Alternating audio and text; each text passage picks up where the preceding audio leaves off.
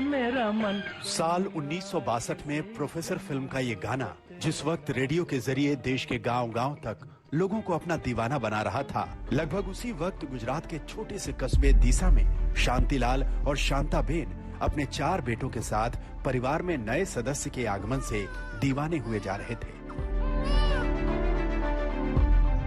24 जून 1962 को अहमदाबाद में जन्मे गौतम दीसा के घर में सबसे चहेते थे। गुजरात बनासकांठा जिले का थराद तहसील आंबलिया गली, ये वो गली है और ये मकान भी वो है कि जहां मशहूर इंडस्ट्रियल गौतम अडानी की बचपन की किलकारियां गूंजी थी। 1960 में बंबई राज्य से अलग होकर जिस तरह गुजरात धीरे धीरे नन्हे नन्हे कदमों से विकास की राह पकड़ रहा था, गौतम भी अपना कद पकड़ने लगे थे। गौतम अडानी का नाम आदर्श विद्यालय में लिखवाया गया। वो पढ़ने में अच्छे थे, लेकिन सुविधाएं सीमित थी। पिता शांतिलाल अरंडी के बीच की कमोडिटी ट्रेडिंग करते थे, लेकिन आर्थिक हालात कुछ खास नहीं थे। हाँ, सामान्य बच्चों की तरह खेलना, मस्ती करना गौतम की जिंदगी का भी हिस्सा था। दीसा में कुछ साल गुजारने के बाद शांतिलाल अहमदाबाद आ गए, जहां उन्होंने कपड़ों का बिजनेस शुरू किया।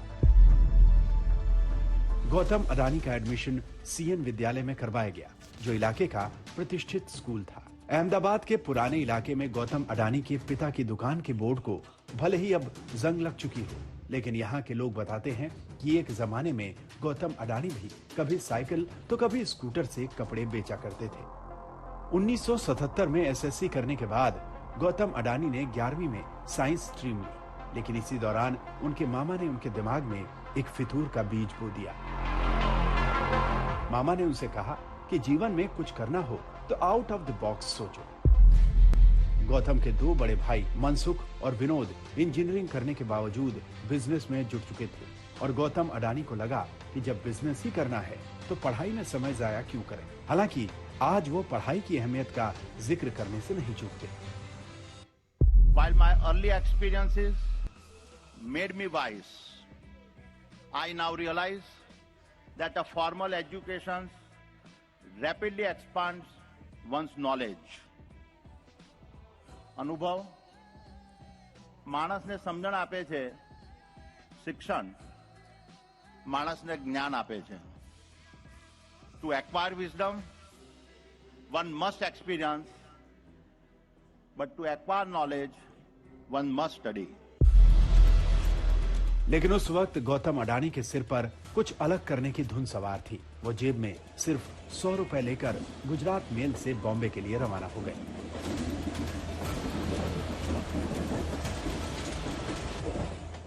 I was just 16 years old when I chose to give up my education and move to Mumbai. In this context, a question I often get asked is, why did I move to Mumbai and not work with my family? As many youngsters in the audience would agree, the optimism and desire for independence of a teenage boy are hard to contain. All I knew was that I wanted to do something different and do it on my own. 16 years of age, purchasing a train ticket at the Ahmedabad railway station and boarding the Gujarat Mail to Mumbai with nothing much in my pocket. सीखने लगे।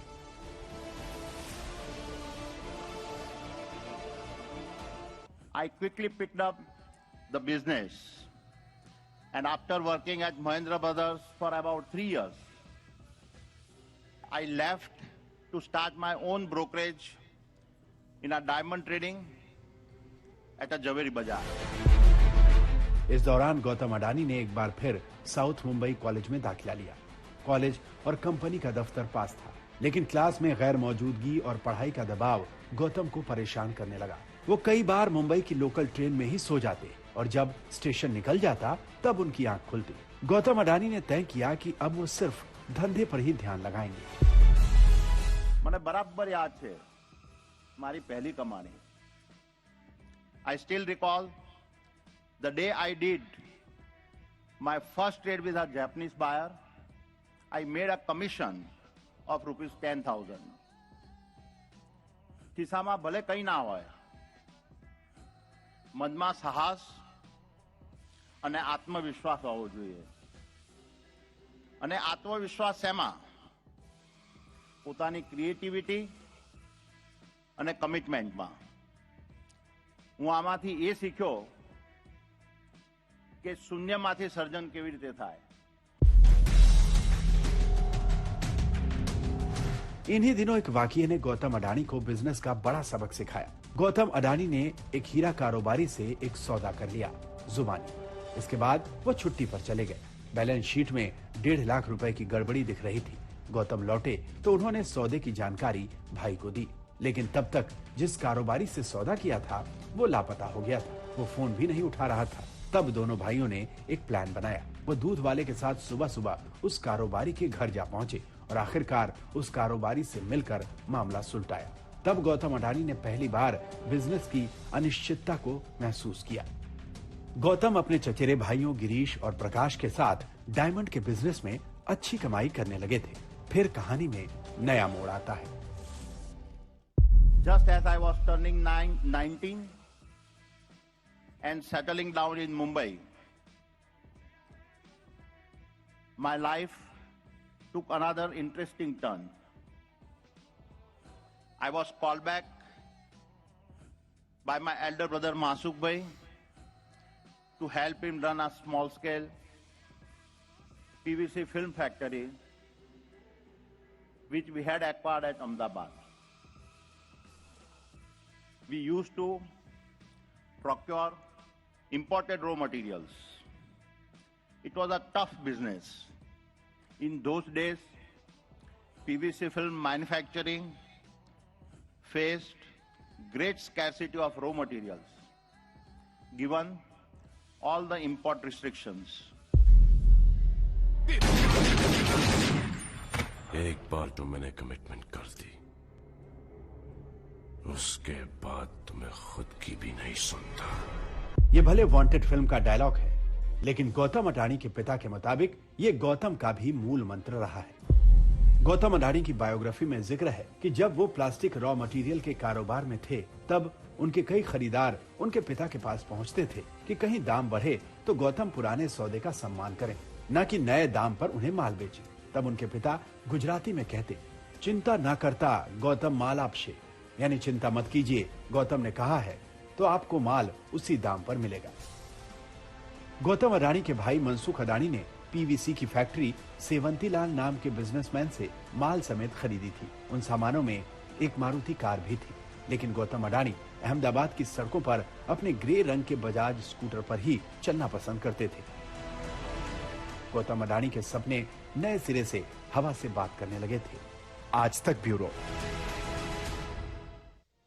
गौतम अडानी की सफलता की कहानी को फिल्मी dialogue क्या जरूर याद आते हैं। पहला, रईस फिल्म का डायलॉग कि कोई धंधा छोटा नहीं होता और धंधे से बड़ा धर्म कोई नहीं होता। दूसरा डायलॉग बाजीगर फिल्म का डायलॉग है, जहां शाहरुख के कहते हैं कि हार कर जीतने वाले को बाजीगर कहते हैं। और तीसरा डायलॉग बर्फी फिल्म का है कि लाइफ में सबसे बड़ा रिस्क होता है कभी ना रिस्क लेना। गौतम अडानी की पूरी जिंदगी इन तीनों डायलॉग्स के इर्द गिर्द सिमटी दिखती है, जहां उन्होंने आपदा में अवसर तलाशे, मौके पर चौका मारा और अपनी किस्मत बदल डाली। अम्मी जान कहती थी, कोई धंधा छोटा नहीं होता और धंधे से बड़ा कोई धर्म नहीं होता। गुजराती में ये बहुत मशहूर कहावत है, जिसे अंडरवर्ल्ड डॉन अब्दुल लतीफ का किरदार जीते हुए शाहरुख खान ने पर्दे पर बोला था। गौतम अडानी का भी इस कहावत में यकीन है। संयोग देखिए कि 1985 में अहमदाबाद निकाय की 5 सीटों पर अब्दुल लतीफ ने खौफ के दम पर जीत हासिल की थी और 1985 में ही गौतम अडानी ने अपनी अक्ल से बड़ा कारोबारी ब्रेक हासिल किया था। इंदिरा गांधी की हत्या के बाद प्रधानमंत्री बने राजीव गांधी ने इंपोर्ट पॉलिसी में छूट देने की शुरुआत की और इस अवसर को गौतम अडानी ने लपक लिया। I can divide it into 4 phases. Many will be surprised to know that it all began during the tenure of Sri Rajiv Gandhi as the Prime Minister, when he first liberalized the EXIM policy, and for the first time, several items were brought in the open general license list.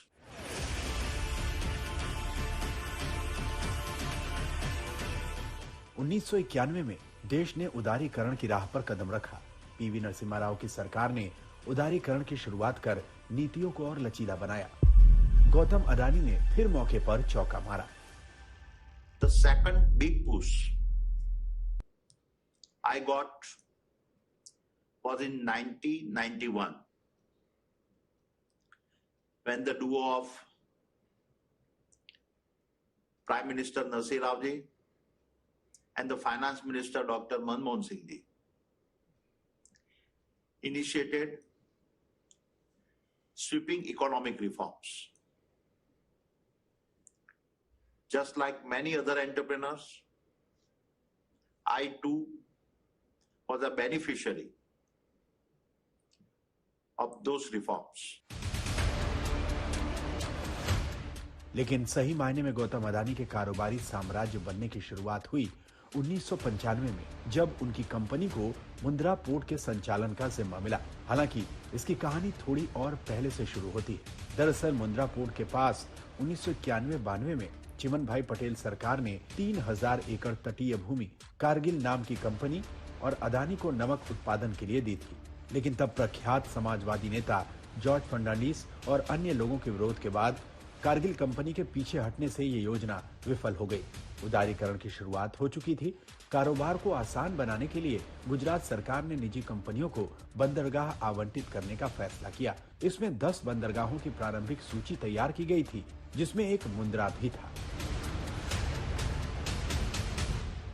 जब हम Mundra port में जब development के लिए गुजरात सरकार ने, वो time पे चिमन भाई पटेल हमारे चीफ मिनिस्टर थे, उन्होंने बोला कि मिस्टर अडानी, आपको पोर्ट डेवलपमेंट का काम देखना है तो आप कच्छ के अंदर आप देखिए।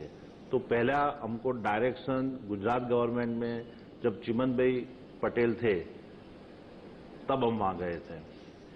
वो टाइम पे पोर्ट डेवलपमेंट के लिए हमको 10 पैसे में जमीन दिया था। वो जमीन क्या थी? वो जमीन थी, पूरा बैरन लैंड था, वेस्ट लैंड था, इंटरटाइडल जोन के वहां कुछ था नहीं, इवन अनसर्वेड लैंड था।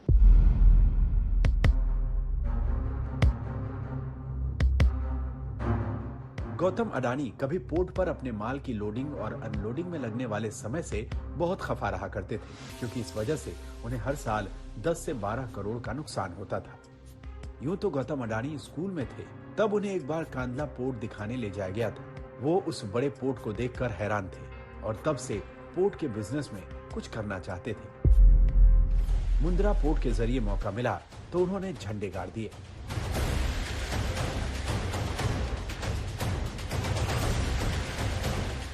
ये पोर्ट आज देश का सबसे बड़ा प्राइवेट पोर्ट बन चुका है।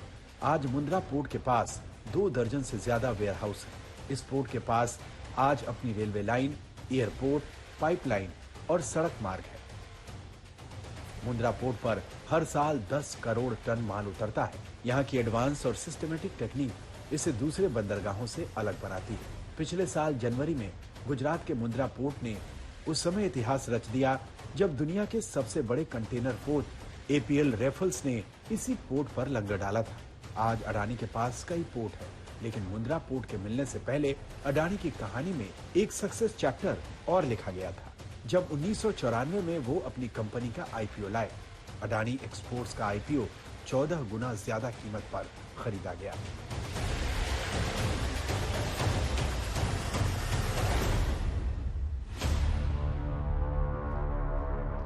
दरअसल अडानी एक्सपोर्ट के आईपीओ और फिर मुंद्रा पोर्ट की कामयाबी के बाद गौतम अडानी ने सफलता की नई दास्तान लिखी। वो लगातार अपनी कंपनियों का विस्तार करते रहे और हर सरकार के दौर में उन्हें नए मौके मिलते रहे। प्रॉपर्टी है, बैंक बैलेंस है, बंगला है, गाड़ी है, क्या है तुम्हारे पास? गौतम अडानी बहुत ज्यादा फिल्में नहीं देखते, लेकिन फिल्मी डायलॉग को आत्मसात करते हैं और इसीलिए बीते महीने जब वो बनासकांठा के पालमपुर में विद्या मंदिर ट्रस्ट के 75 साल पूरे होने पर एक कार्यक्रम में पहुंचे तो उन्होंने अपने कारोबारी साम्राज्य के बारे में फिल्म के डायलॉग की तरह ही बताया। It is our adoption of these principles that has led to the outcome of the Adani Group being able to continue its journey of hyper growth, and today we are the world's largest solar power company.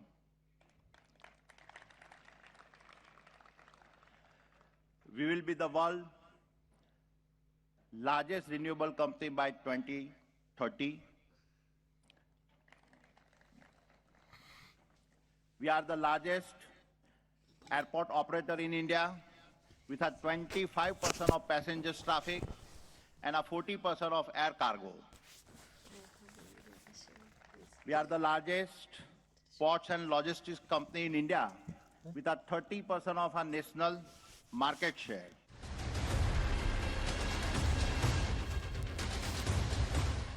इस list में हाल में NDTV channel का नाम भी जुड़ा है।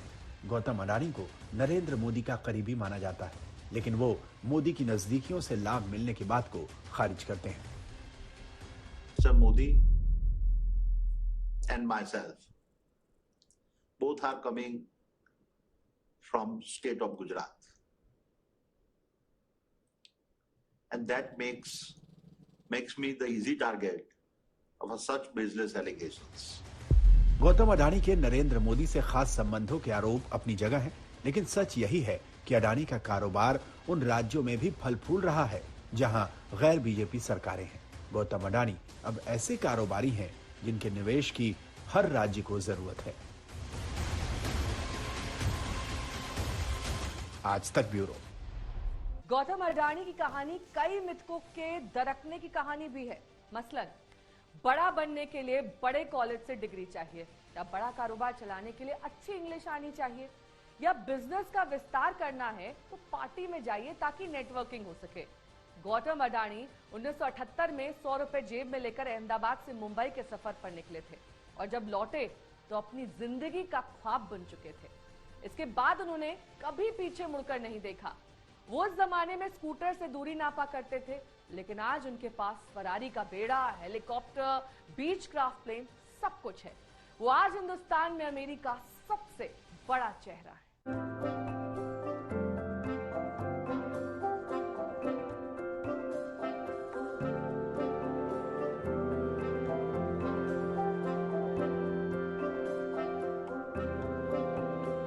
बनासकांठा के धराड़ कस्बे में इसी घर में गौतम अडानी का बचपन बीता और फिर इन्हीं गलियों में खेलते हुए गौतम बड़े हुए। उस वक्त किसे पता था कि शांतिलाल अडानी के मध्यम वर्गीय परिवार का एक सदस्य इतनी तरक्की करेगा कि सारी उपमाएं, सारे विशेषण छोटे पड़ जाएंगे। कभी भी थराद में कोई भी मुसीबत आती है तो गौतम भाई हमेशा के लिए तैयार रहते हैं। उसके लिए हमें गौतम भाई जैसे इंसान न भूतो न भविष्य थी ऐसी बड़ी हस्ती हमें मिली है जो एक धार्मिक थराद के लिए हर हमेशा कुछ भी करने के लिए तत्पर रहते हैं। छोटे थे तब यहाँ उनका बचपन गुजरा था और वो यहाँ रहते थे और बिजनेस के हिसाब से वो यहाँ से बाहर गए थे और वहाँ जाके उन्होंने बहुत ऊंचाई पे हमारे थराद का नाम रोशन किया। उसके लिए हमें उनके ऊपर बहुत गर्व है।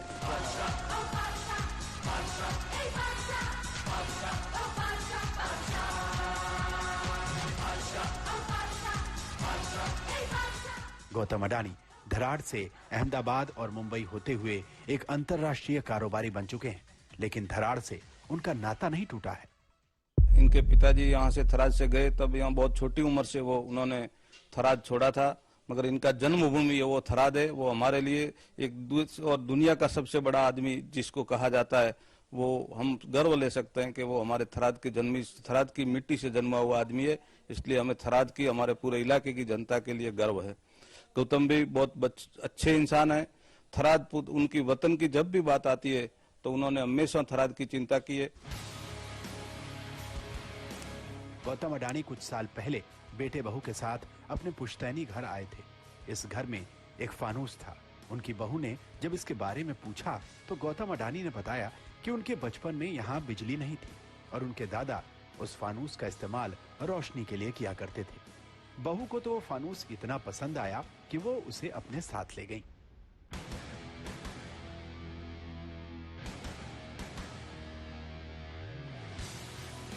गौतम अडानी के पिता शांतिलाल थराड से अहमदाबाद गए तो पुराने अहमदाबाद में इसी कपड़े की दुकान से अपना कारोबार शुरू किया।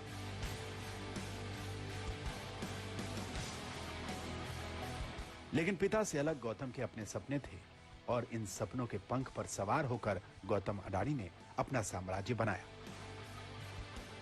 पुराने अहमदाबाद के रतनपोल से शुरू हुआ कपड़ों का एक छोटा सा कारोबार आज बड़े एम्पायर में तब्दील हो गया है। अडानी का ये एम्पायर, ये साम्राज्य देश में तेजी से बढ़ने वाले किसी भी कारोबारी के साम्राज्य से ज्यादा तेजी से हुआ है। गौतम अडानी के कारोबारी साम्राज्य से अलग उनका निजी साम्राज्य भी बहुत बड़ा और आलीशान है।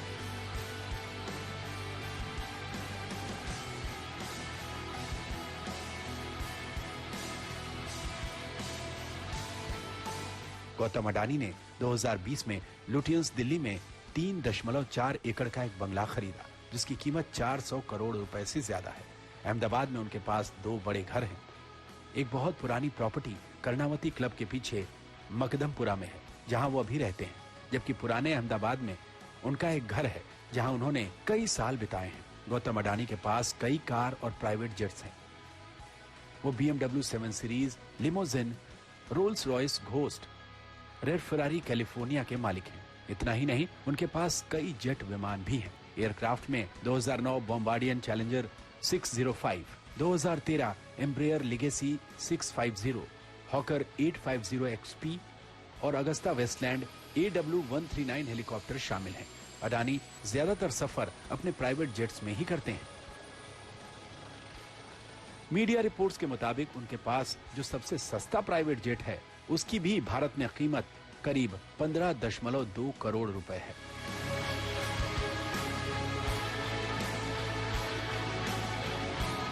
दरअसल गौतम अडानी की ये रईसी उनकी कारोबारी सफलता का बाय प्रोडक्ट है, वरना गौतम अडानी की शख्सियत ऐसी है कि वो विनम्र है और इसकी अहमियत समझते हैं। Be grateful. Humility is the biggest strength an individual can have. Humility is not thinking less of yourself. It is thinking of yourself a little less. And a humility comes from reading. We actually know. Gautam Adani दुनिया के लिए सबसे rice लोगों में एक हैं, लेकिन परिवार वालों के लिए बस घर के अनुभवी वरिष्ठ जो सुबह योगा करते हैं, मौका मिलता है तो क्रिकेट खेलते हैं, क्रिकेट देखते हैं और परिवार के साथ समय बिताना बहुत पसंद करते हैं। Conviction, motivation comes from Gautam. Okay. He is the one who inspires us. He actually devotes time for CSR. He is interested, he asks questions, and he also guides us.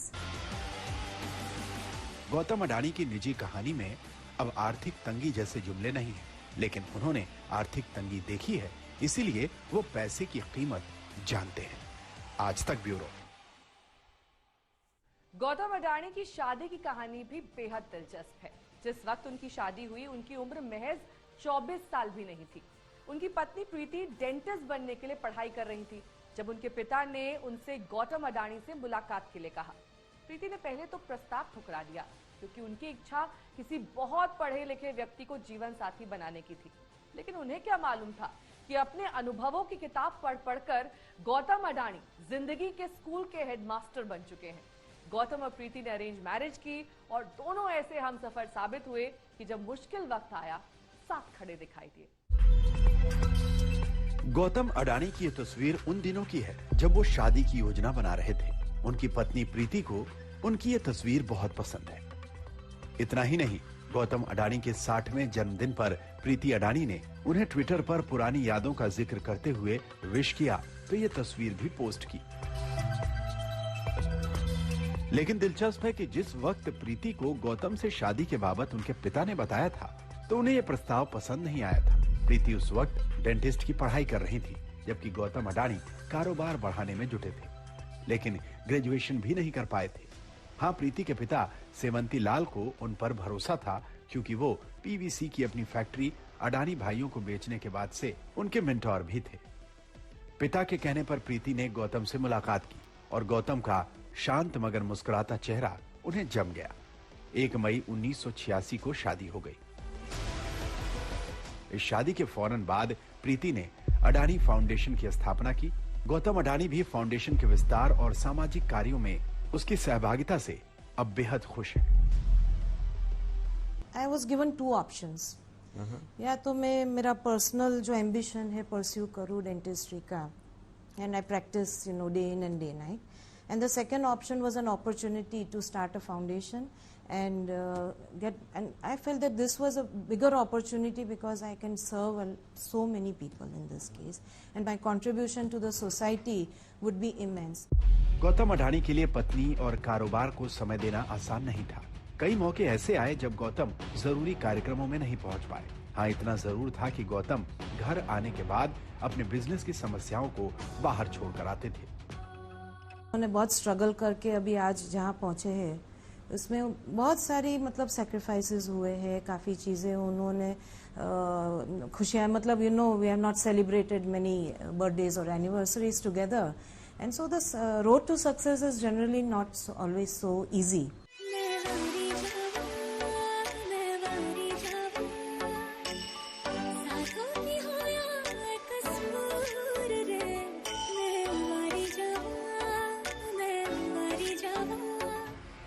Gautam और प्रीति अडानी का प्रेम विवाह नहीं हुआ, लेकिन प्यार में कभी कोई कमी नहीं रही। दोनों मुश्किल वक्त में साथ खड़े रहे। 1 जनवरी 1998 की शाम गौतम अडानी का कर्णावती क्लब से बाहर निकलते वक्त अपहरण किया गया था। तब प्रीति ने उन्हें ढूंढने के लिए दिन रात एक कर दिया था। उस वक्त गौतम अडानी कैसे बचे ये आज तक साफ नहीं है, लेकिन ये सच है कि वो डरे हुए थे और इस मामले में कभी गवाही देने नहीं पहुंचे। लेकिन मुंबई के ताज होटल में हुए आतंकवादी हमले का वक्त तो प्रीति के लिए जिंदगी का सबसे मुश्किल वक्त था, क्योंकि हमले के वक्त गौतम अडानी होटल के अंदर थे और करीब 18 घंटे तक फंसे रहे थे। And my husband was in the Taj when there was that attack on the Taj. And he was there for almost 18 hours. I feel that was the worst 18 hours of my life. Gautam Adani का एक छोटा सा सुखी परिवार है। उनके 2 बेटे हैं। करण अडानी ने अमेरिका से पढ़ाई की और अब वो अडानी पोर्ट्स के सीईओ के तौर पर कंपनी में काम कर रहे हैं। इसके अलावा भी कई कंपनियों की जिम्मेदारी उनके पास है। साल 2013 में करण की शादी भारत में कॉर्पोरेट लॉ के दिग्गज वकीलों में से एक सिरिल श्रॉफ की बेटी परिधि श्रॉफ से हुई थी। गौतम अडानी के दूसरे बेटे जीत अडानी ने भी विदेश से पढ़ाई की है और वो भी अब कंपनी से जुड़े हुए हैं। गौतम अडानी कारोबारी लोगों के लिए प्रेरणा है, लेकिन उनकी प्रेरणा कौन है ये भी उन्होंने कुछ दिन पहले इंडिया टुडे को दिए एक इंटरव्यू में बताया था। Dhirubhai Ambani is a source of inspiration for millions of entrepreneurs in India. He has shown how a humble man, without any backing or resources, and against all odds, can not only set up a world-class business group, but also leave a legacy. Being a first-generation entrepreneur and having a humble beginning, I am deeply inspired by him.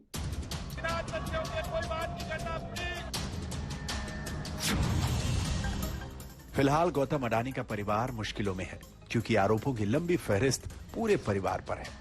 Share market में करोड़ों रुपए डूब चुके हैं। Company की साख संकट में है। हाँ, इतना जरूर है कि परिवार मुश्किल वक्त का सामना करना अच्छी तरह जानता है। मैं बोलती हूँ कि डिफिकल्ट टाइम्स आते हैं और चले जाते हैं if you have the right intentions and you have faith. These are the two great things which gives you strength. कोई भी मुसीबत आती है आप फेस कर सकते हो अगर आप में दो चीज आपके पास स्ट्रांग होती है। गौतम अडानी निजी जिंदगी में ज्यादा नहीं बोलते, वो काम करने में यकीन रखते हैं। उनकी अंग्रेजी अच्छी नहीं है, लेकिन वो भाषा से ज्यादा व्यवहार पर जोर देते हैं। उनका कहना है कि अब युवाओं का समय आ गया है। It is not about one Gautam Adani. Our dream must be to produce hundreds of Gautam Adanis from this very land. लेकिन उनकी कहानी जिस मोड़ पर है, यहाँ सवाल यही है कि उनका समय अभी भी है या ये कहानी उस मोड़ पर है जहां से ढलान शुरू होती है। आज तक ब्यूरो। गौतम अडानी ने पिछले साल ही अपना 60वां जन्मदिन मनाया था, लेकिन बीते 60 साल में पहली बार उनके साम्राज्य की चूल्हे हिली हैं। ऐसा नहीं है कि विवाद पहले नहीं हुए, लेकिन हिंडनबर्ग की एक रिपोर्ट ने जो सवाल उठाए हैं उसके बाद उनकी कुंडली में सियासत के राहु केतु बैठ गए।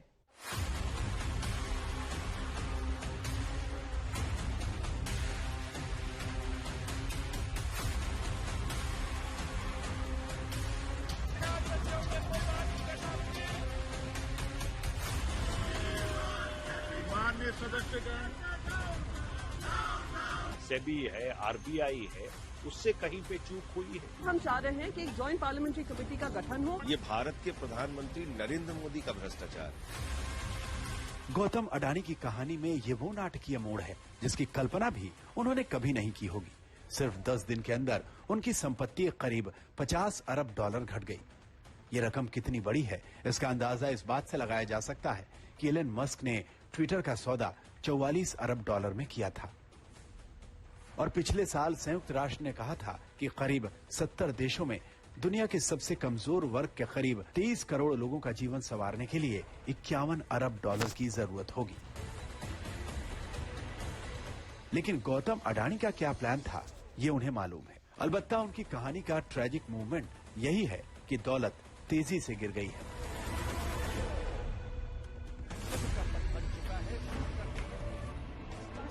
छब्बीस जनवरी की सुबह जब देश गणतंत्र दिवस के उल्लास में डूबा हुआ था और देश में संविधान नियम कायदे की बात हो रही थी, उस दिन देश के मीडिया में एक खबर आई। ये खबर थी उस समय तक एशिया के सबसे अमीर शख्स गौतम अडानी को लेकर।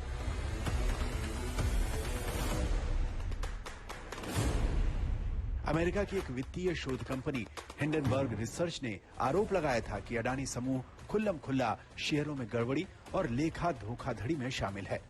हालांकि हिंडनबर्ग ने अपनी report Adani group how the world's third richest man is pulling the largest con in corporate history 24 जनवरी को ही जारी की थी, लेकिन लोगों का ध्यान 26 जनवरी को गया।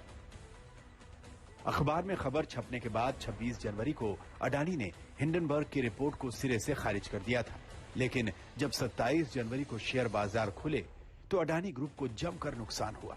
सिर्फ इसी दिन गौतम अडानी ने करीब 21 अरब डॉलर की रकम गंवा दी थी। इस बड़ी गिरावट के चलते अडानी ग्रुप के चेयरमैन का नाम उस सूची में भी आ गया जिसमें वो कभी शामिल नहीं होना चाहते होंगे। यह लिस्ट उन अमीरों की थी जिन्होंने महज एक दिन में सबसे ज्यादा दौलत गंवाई। अडानी इस सूची में एलन मस्क और जुकरबर्ग के बाद है। हिंडनबर्ग की रिपोर्ट जारी होने के महज 3 दिन बाद ही यानी 27 जनवरी को गौतम अडानी की कंपनी शेयर बाजार में सेकेंडरी शेयर जारी करने वाली थी। ये कोई छोटा मोटा इशू नहीं था, बल्कि अब तक का सबसे बड़ा 20,000 करोड़ रुपए का एफपीओ था। हिंडनबर्ग का दावा है कि उनकी रिपोर्ट 2 साल तक चली रिसर्च के बाद तैयार हुई है और इसके लिए अडानी ग्रुप में काम कर चुके पूर्व अधिकारियों के साथ साथ कई अन्य लोगों से भी बात की गई है और कई दस्तावेजों को आधार बनाया गया है। इसमें आरोप लगाया गया है कि अडानी ग्रुप ने विदेशों में बनाई गई कई कंपनियों का इस्तेमाल टैक्स बचाने के लिए किया। अडानी इंटरप्राइजेस और अडानी टोटल गैस की ऑडिट ऐसी कंपनी से कराई गई जो बहुत छोटी है और इसकी कोई वेबसाइट तक नहीं है। गौतम अडानी ने छोटे भाई राजेश अडानी को ग्रुप का एमडी बनाया है, जबकि उन पर कस्टमर टैक्स चोरी, आयात से जुड़े फेक डॉक्यूमेंट जैसे आरोप लग चुके हैं। गौतम अडानी के भाई विनोद अडानी के खिलाफ भी सरकारी एजेंसियां जांच कर रही हैं। उन पर विदेशों में फर्जी कंपनियों के जरिए अरबों डॉलर अडानी की कंपनी में लगाने के आरोप हैं, जिसमें हवाला की रकम भी शामिल है। अडानी समूह की कुछ कंपनियों में आय को वास्तविक से अधिक दिखाया गया और बैलेंस शीट के साथ हेराफेरी की गई। दरअसल हिंडनबर्ग की रिपोर्ट में ऐसे 88 सवाल हैं, जिसके जवाब भी कंपनी की तरफ से 413 पन्नों में दिए गए। अडानी समूह ने कहा कि हिंडनबर्ग के आरोप गलत नीयत से लगाए गए हैं। जवाबों में एक जवाब यह भी था कि यह रिपोर्ट किसी खास कंपनी पर किया गया बेबुनियाद हमला नहीं है, बल्कि ये भारत पर किया गया सुनियोजित हमला है। ये भारत के विकास की कहानी और उम्मीदों पर हमला है। ये रिपोर्ट गलत जानकारी और आधे अधूरे तथ्यों को मिलाकर तैयार की गई है। इसमें लिखे गए आरोप बदनाम करने की मंशा से लगाए गए हैं। और जब अडानी समूह का आईपीओ लॉन्च होने वाला है, तो उससे ठीक पहले ऐसी रिपोर्ट जारी करके हिंडनबर्ग ने अपनी बदनीयती का सबूत दिया है। जवाब कुछ भी हो, लेकिन खेल बदल चुका था। अडानी की कहानी में परेशानी के बादल उमड़ने घुमड़ने लगे थे, क्योंकि मामला अब सियासी हो चला था। विरोधियों को अडानी के कंधे पर बंदूक रखकर मोदी सरकार पर निशाना लगाने का मौका मिल गया था। संसद के अंदर और बाहर बयानों के गोले दागे जाने शुरू हो गए। मांग तो जायज है, इतने बड़े मसला तो इसको और इसका गंभीरता को मद्देनजर हमें जेपीसी की तरफ मांग किए गए है। हमारे पार्टी की तरफ से सरकार हम चाहते हैं कि सरकार इसमें इजाजत दे। हम चाह रहे हैं कि एक जॉइंट पार्लियामेंट्री कमेटी का गठन हो। अगर वो नहीं पॉसिबल है तो सुप्रीम कोर्ट के चीफ जस्टिस ऑफ इंडिया के मॉनिटर्ड ये प्रोब हो कि किस तरीके से इतनी खुली छूट दी गई एक ही ग्रुप को कि इन्वेस्टर्स को एकदम उनका कॉन्फिडेंस चकनाचूर कर दें। हालांकि 1 फरवरी की शाम को ही अडानी एंटरप्राइजेज लिमिटेड ने 20,000 करोड़ रुपए का अपना एफपीओ रद्द कर दिया। कंपनी का ये अब तक का सबसे बड़ा एफपीओ था और पूरी तरह सब्सक्राइब हो चुका था। फिलहाल गौतम अडानी के 60 साल की कारोबारी जिंदगी में ये सबसे मुश्किल वक्त है, जब पूरा विपक्ष उन्हें लेकर हमलावर है। ये भ्रष्टाचार इस देश की जनता को लूटने का भ्रष्टाचार है। आज देश के करोड़ों लोगों का पैसा एलआईसी में डूब रहा है। आज देश के करोड़ों लोगों का पैसा एसबीआई में डूब रहा है। आज देश के करोड़ों लोगों का पैसा सरकारी बैंकों में डूब रहा है और सरकार खामोश है। पार्लियामेंट के अंदर हम लोग 267 का नोटिस देते हैं, कोई चर्चा कराने के लिए तैयार नहीं। जेपीसी की डिमांड करते हैं, सुप्रीम कोर्ट मॉनिटर्ड इंक्वायरी की डिमांड करते हैं, सरकार तैयार नहीं। क्यों? सारे जो विपक्ष के पार्टियां हैं एक ही चीज मांग रहे हैं कि जो आजकल चल रहा है हमारे देश में, जो स्टॉक मार्केट्स की कोलैप्स हो रहे हैं, कि इस विषय पे चर्चा हो जाए, क्योंकि ये तो आम आदमी पे क्या असर है हमें जानना चाहिए। अडानी समूह के सामने सबसे बड़ी चुनौती अब निवेशकों का भरोसा बनाए रखने की है। It is important for me to confess that whatever little I have achieved in life is due to the faith and trust reposed by them. कहानी अब साख की है, जिसे गौतम अडानी कैसे बचाते हैं, यही बात उन्हें कारोबारी दुनिया का बाजीगर सिद्ध करेगी। आज तक ब्यूरो। गौतम अडानी की कंपनियों में लाखों निवेशकों के अरबों रुपए फंसे हुए हैं।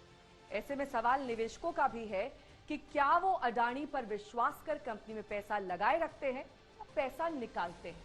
फिलहाल कहानी 2 पॉइंट में आज के लिए बस इतना ही। आप देश और दुनिया की तमाम खबरों के लिए बने रहिए हमारे साथ, देखते रहिए।